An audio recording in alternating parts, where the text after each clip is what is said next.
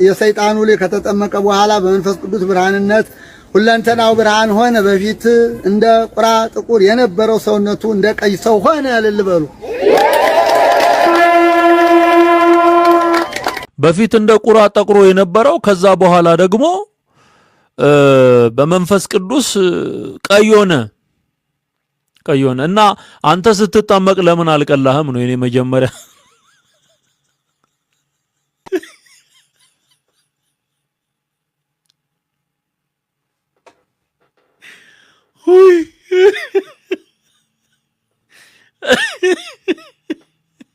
ወይኔ እሱ ተጠምቆ ከቀላ ቄሱ ለምን አልቀላም? የሚያነበው ተቆር ያሉት ቆንጆቹ እንዳይቀየሙ የጥቁር ቆንጆ ይባላል አይደል ኢትዮጵያ ውስጥ። የሰይጣኑ ልጅ ከተጠመቀ በኋላ ደግሞ የሰይጣኑ ልጅ ነው ቶ ዘይ ክሌም አሁን ሰይጣን ልጅ እንዳለው ክሌም አድርገዋል። አንዳንድ ሰዎች እንደው በድርቅና ልቡሰ ስጋ ጋንንት ነው ብለው ሊከራከሩ የሚፈልጉ አሉ። ኖ የሰይጣን ልጅ ነው እያሉ ያሉት። ጠንቋይ ቤት ከሄደች ሴት ጋራ ፈረጎ የሚባለው አለቃ መንፈስ ፈረጎ የሚባለው ስሙ ራሱ ለፉርጎ የቀረበ ነው። ፈረጎ የሚባለው መንፈስ ጠንቋይ ሴት ጋራ ተገናኝቶ የወለደው መጥቆራ፣ የልጁ ስም መጥቆራ ነው። አሁን ይሄ ታቦት የምታየው የመጥቆራ ነው።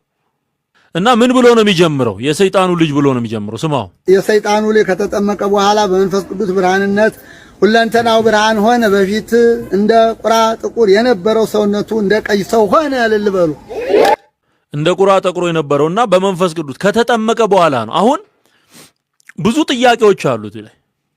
ኦኬ፣ የመጀመሪያው ሰይጣን ይጠመቃል ወይ? ክርስቲያን ይሆናል ወይ?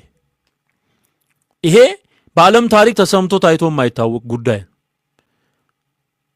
ሰዎችን እያጠመቁ ደቀ መዛሙርት እንዲያደርጉ ጌታ ኢየሱስ በማቴዎስ ወንጌል ምዕራፍ 28 ላይ ለደቀ መዛሙርቱ የሰጠው መመሪያ አለ፣ ግልጽ መመሪያ አለ። ማርቆስ ምዕራፍ 16 ላይ አለ። በሐዋርያ ሥራ ምዕራፍ 2 ላይ እነሱም ሲመሰክሩና ሲያጠምቁ ምናየው ሰው ነው። ሰይጣን ተጠምቆ ሊያውም መንኩሶ፣ ሌላኛው የገድለ ተክለ ሃይማኖት ላይ ደግሞ ተገርዞ። ኦኬ ሰይጣን ተጠምቆ ክርስቲያን ወደ መሆንና ወደ ጽድቅ ይመጣል ወይ የሚለው ይሄ በጣም ትልቁ ጉዳይ ነው። እንዲህ አይነት ውሸት የለም። በቃ እኛ ምድር ላይ እንዳለው አይነት ውሸት